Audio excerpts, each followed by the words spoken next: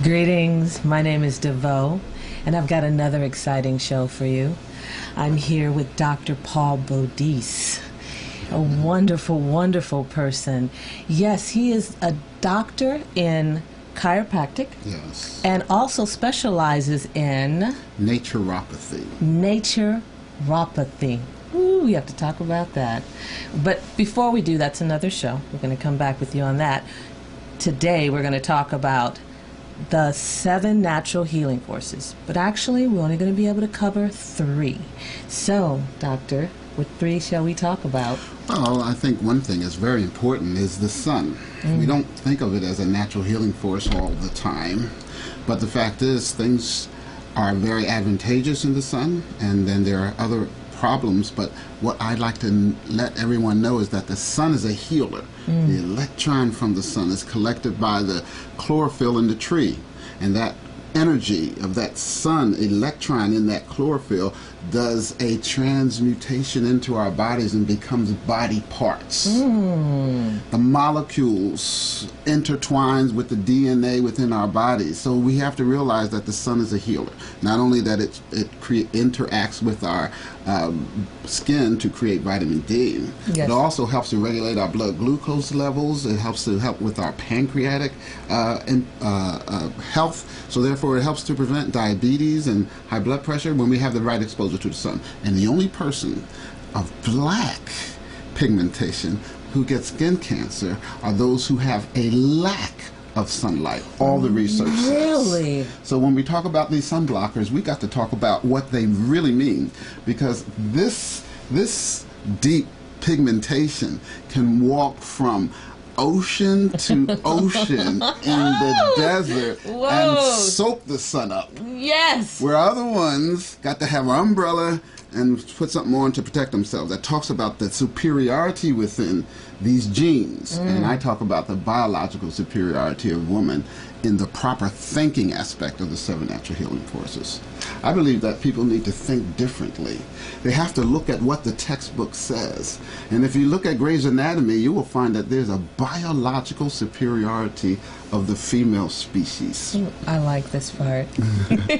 There's a little poem I give to that. It says, it seems strange that the God principle of the universe, in her infinite wisdom, would make the mother of the race the slaves to the fruits of her womb. It seems strange.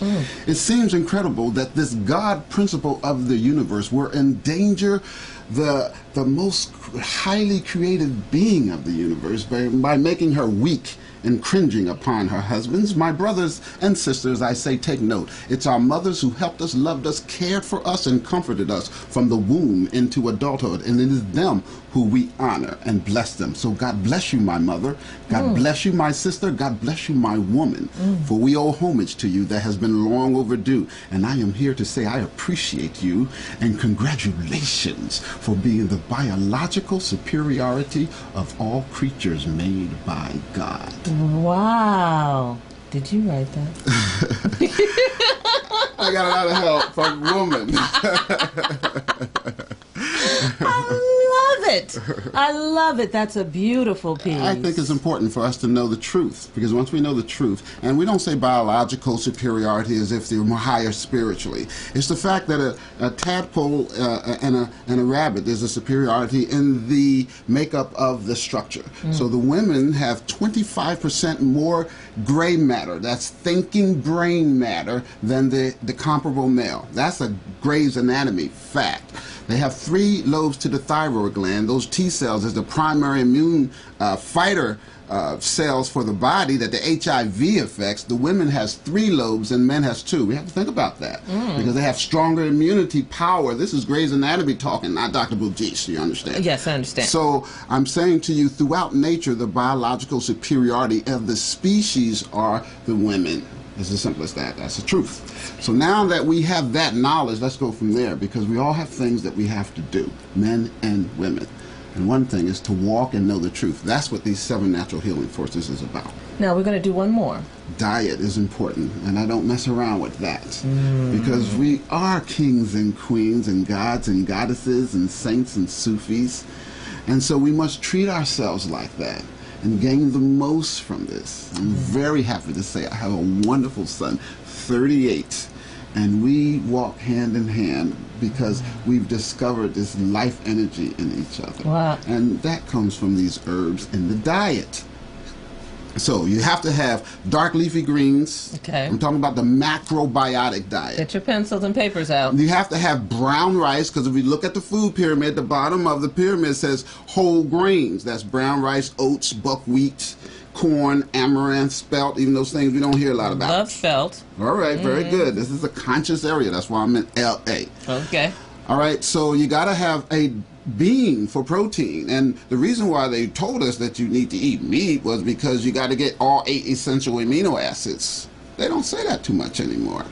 And the reason why they don't is because that's not the highest quality of getting the 8 essential amino acids to build protein. The best places are vegetarian sources like beans and nuts and seeds. So up high on that pyramid you see beans and nuts and seeds and meats and dairy, but that's an adequate source as long as you're having a combination of that. Combination, important. And that's what our people needs to know. Yes. Have those fresh beans, not jammed in a can. How would you look if you was jammed in a can? That's not the way to eat. Okay. Oh, it's been so wonderful talking to you. And we look forward to seeing you too the next time. And we're going to talk a little bit more about these natural healing forces. So again, my name is Veaux, Dr. Paul Bodhise here with us, and we'll see you next time. Take good care. Peace and blessings. Peace and blessings.